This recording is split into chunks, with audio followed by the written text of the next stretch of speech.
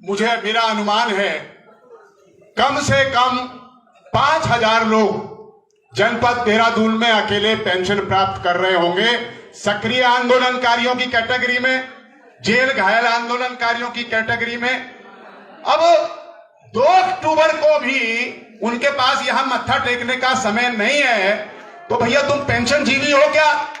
वो 5-6 हजार कोई पेंशन नहीं है, वो एक सम्मान है।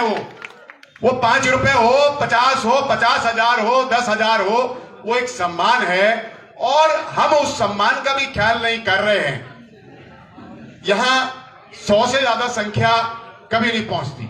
अगर 9 नवंबर को होगा तो ठीक है, सांस्कृतिक कार्यक्रम होगा तो उस बहाने थोड़ा संख्या 250-300 हो जाती है, लेकिन 1 सितंबर खटीमा कांड, 2 सितंबर मसूरी गोलीकांड और 2 अक्टूबर, इससे बड़ा तो कोई कांड नहीं है। क्यों फुर्सत नहीं है लोगों को? क्या कारण है? इसका मतलब आधे लोग फर्जी हैं। भावनाएं उनकी जुड़ेंगी जिन्होंने संघर्ष में साथ दिया हो, जो संघर्ष में रहे हो, जो जूझे हो, जिन्होंने लठ की तासीर को झेला हो। भावनाएं उनकी होंगी, समर्पण उनका होगा। अब लिस्ट बनानी पड़ेगी कि ये जो पेंशन ले रहे लोग हैं इसमें असली कितने हैं, नकली कितने हैं। मुझे लग रहा है इसकी भी आवश्यकता पड़ने वाली है। बड़ा दुखद होता है कि हमको इस मन से कहना पड़ता है कि यार पेंशन लेने वाले 5,000 अकेले देहरादून से, या 4,000 या 3,000, और गिनती के 100 आदमी यहां उपस्थित होते हैं। श्रद्धा का भाव है, जो पेंशन नहीं भी ले रहे हैं उनमें से भी कई लोग यहां मौजूद है। उन्होंने सबसे ज्यादा आंदोलन किया है, लेकिन तकनीकी रूप से वो पिछड़ गए चिन्हित होने में। आज इतना ही कहना पर्याप्त होगा, लेकिन हमको, मंच को, आंदोलनकारी अन्य संगठनों को भी, देखिए ये बातें अच्छी नहीं। सरकारें किसी की भी हो, मुख्यमंत्री कोई भी हो, हमको आंदोलनकारी का जो स्वाभिमान है, जो मान है, जो सम्मान है, जो हमारी एक पहचान है, एक तो उससे कॉम्प्रोमाइज नहीं करना।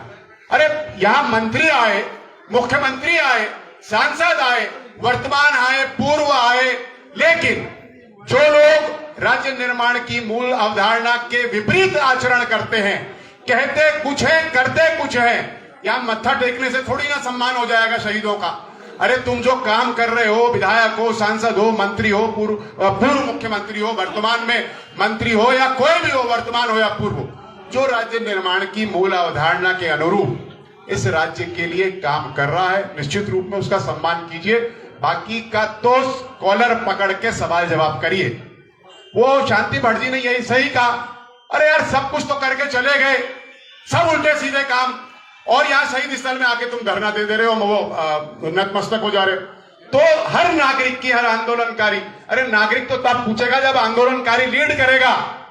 उत्तराखंड की जनता तब खड़ी हुई जब देहरादून शहर से ज्योति बहुगुणा, समर भंडारी, विवेकानंद खंडूड़ी, सुरेंद्र अग्रवाल, रणजीत सिंह वर्मा, सुशीला बलूनी, कौशल्या डबराल, सुशीला बलूनी, परमार बहन जी, आशा बहुगुणा जी, मुन्नी खंडूड़ी जी, जगमोहन नेगी जी, ये जब खड़े हुए तब जनता आपके पीछे खड़ी हुई।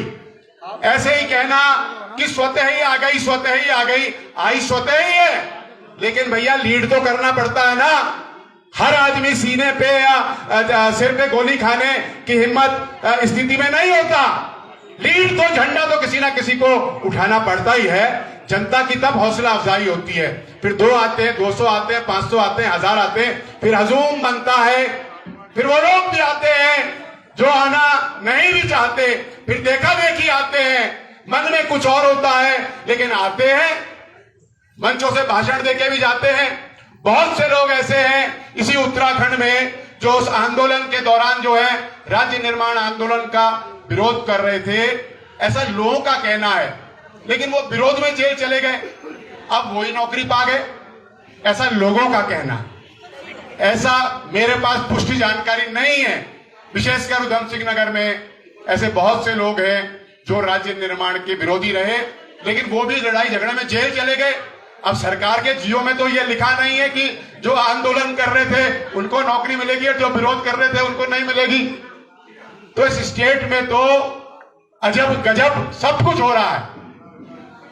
अरे भाई, जो विरोध में थे वो मुखबिर थे। देश की आजादी के लिए जब स्वाधीनता संग्राम आंदोलन हुआ तो जो देश के लिए शहादत दे रहे थे, लड़ रहे थे, लट खा रहे थे, जेल जा रहे थे, वो तो देश के लिए लड़ रहे थे।